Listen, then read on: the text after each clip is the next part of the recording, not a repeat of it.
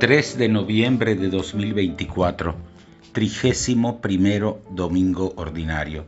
Las lecturas de este domingo están tomadas, la primera lectura del libro del Deuteronomio, capítulo 6, versículos del 2 al 6, la segunda lectura tomada de la carta a los Hebreos, capítulo 7, versículos del 23 al 28, y el Evangelio está tomado de San Marcos, capítulo 12, versículos del 28 al 34.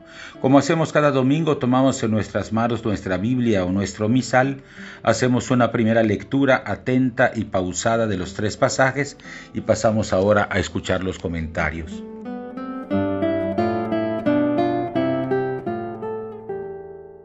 La primera lectura está tomada del libro del Deuteronomio, capítulo 6, versículos del 2 al 6. El Deuteronomio, último libro del Pentateuco, se presenta como un gran testamento. Moisés, después de haber concluido la marcha por el desierto, quiere meter en la mente y el corazón del pueblo la fidelidad al Dios de la alianza. Bajo la figura literaria de 4 distintos discursos, se oye el llamado a escuchar y obedecer la voz de Dios, manifestada en todos los preceptos contenidos en listas que abarcaban todos los aspectos de la vida del pueblo. Israel aparece como un solo pueblo, que tiene un solo Dios, vive gobernado por una sola ley y tiene un solo santuario en la tierra que Dios le regaló.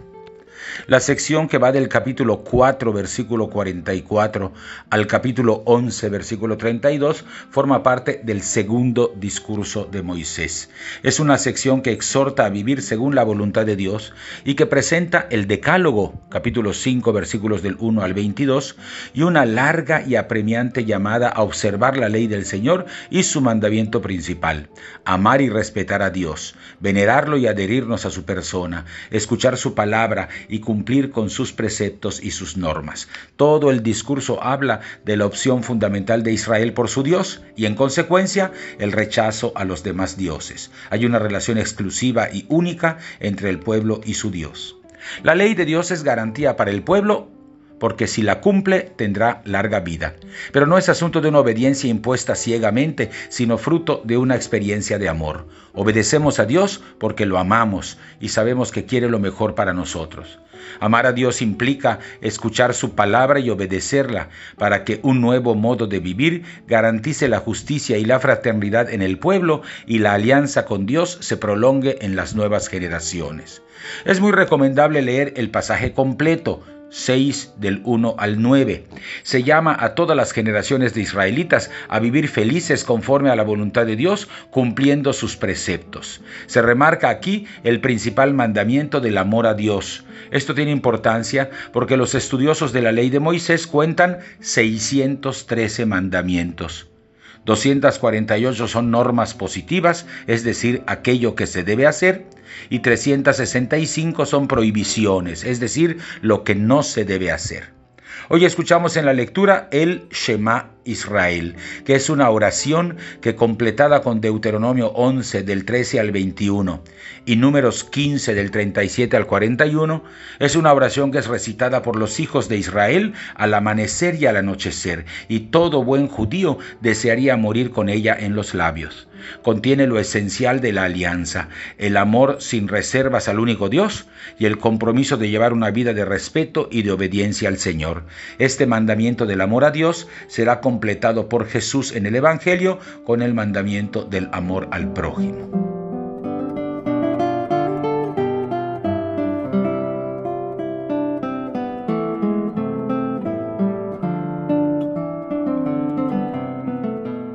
La segunda lectura está tomada de la carta a los Hebreos, capítulo 7, versículos del 23 al 28.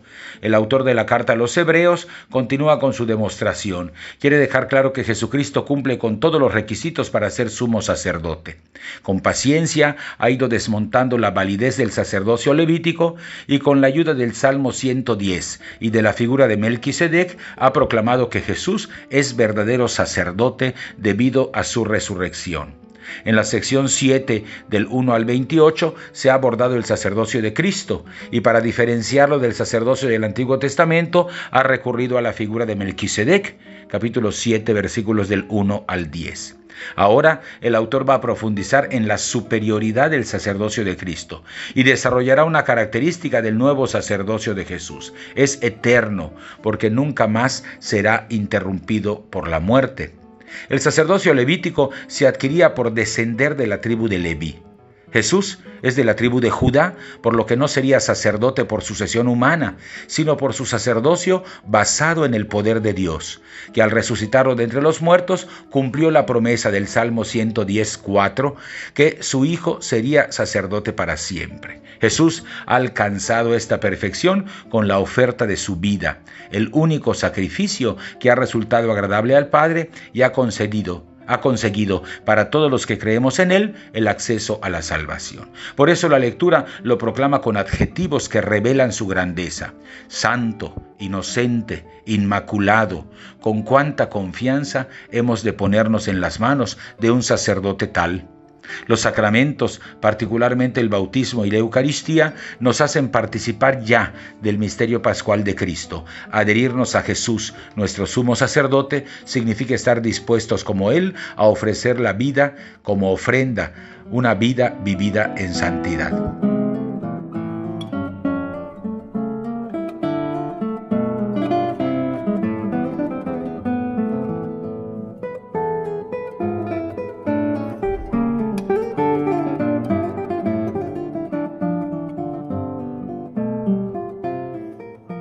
El Evangelio está tomado de San Marcos, capítulo 12, versículos del 28 al 34. A partir de su entrada en Jerusalén y de la expulsión de los mercaderes del templo, contada en 11 del 1 al 26, el Evangelio de Marcos muestra a Jesús enfrascándose en una serie de controversias con las autoridades del santuario. En medio de discusiones que van desde el impuesto al César hasta la resurrección de los muertos, aparece un escriba que se acerca para preguntarle sobre el precepto más importante de la ley de Moisés. Encargados de copiar los libros sagrados, la mayor parte de los escribas eran simpatizantes de los fariseos y compartían su interpretación de las Escrituras. Hay dos controversias narradas antes del pasaje que hoy leemos. Una política sobre el pago de impuesto al emperador, se debe o no se debe, capítulo 12, versículos del 13 al 17, y otra más teológica sobre la resurrección de los muertos, capítulo 12, versículos del 18 al 27. Nosotros leemos hoy la tercera controversia sobre el mandamiento principal de la ley de Moisés. En los tres casos, a los enemigos de Jesús les sale el tiro por la culata, pues las respuestas de Jesús aumentarán el prestigio de Jesús ante la gente y terminarán humillando a sus adversarios. El escriba, que ha escuchado con admiración las respuestas de Jesús en las controversias que ha sostenido en el templo, le pregunta ahora por el mandamiento principal. Jesús, conocedor también de la ley, acude a la plegaria matutina de los judíos, Deuteronomio 6 del 4 al 5 que escuchamos en la primera lectura, para mostrar que amar a Dios es la primera obligación del creyente, pero completa su respuesta acudiendo a Levítico 19:18, colocando así en el primer puesto un mandamiento doble: amor a Dios y amor al prójimo. La cuestión de qué hacer para salvarse no era tan obvia. En aquellos tiempos se discutía si el mandamiento principal era la observancia del sábado, la alabanza a Dios o la compasión con el prójimo. Además, como ya hemos dicho, los mandamientos eran muchos, 613. Algunos clasificados como fáciles, otros como difíciles. Pero un número tal de disposiciones insignificantes impedía ver con claridad lo realmente importante. Por eso, cuando Jesús responde al Maestro con lo que dice la ley, une Deuteronomio 6 con Levítico 19, amor a Dios y amor al prójimo. Así, la pregunta sobre el primero de los mandamientos es respondida con dos mandamientos y no con uno, como si fueran dos caras de una misma moneda. En su diálogo, el escriba enriquece la respuesta aludiendo a Oseas 6:6 y subrayando la primacía de la compasión por encima del cumplimiento religioso. El mensaje queda claro para cualquiera que quiera entenderlo. El amor a Dios es inseparable del amor al prójimo, y poner la esencia de nuestra fe en las prácticas piadosas es equivocado. Una enseñanza de indudable actualidad. La retirada sumisa de los que se burlaban en las dos controversias anteriores suscitó la aparición de este interlocutor sincero. Jesús alaba a este escriba, diciéndole: no estás lejos del reino de Dios. Jesús reconoce que aún entre sus adversarios había gente como este letrado que tenían buena disposición y que podían admitir el mensaje de Jesús. Jesús ha dejado claro que hay un solo amor con dos dimensiones. Esta frase es el Evangelio en miniatura. Ama a Dios, ama a tu prójimo. Ojalá nos atrevamos a vivirlo y todos los demás mandamientos quedarán cumplidos por añadidura. Hasta aquí el comentario a los tres pasajes. Volvemos a tomar en nuestras manos nuestra Biblia o nuestro misal. Hacemos un segundo repaso, atento, pausado, esta vez en oración, y estamos ya listos para participar de la Eucaristía.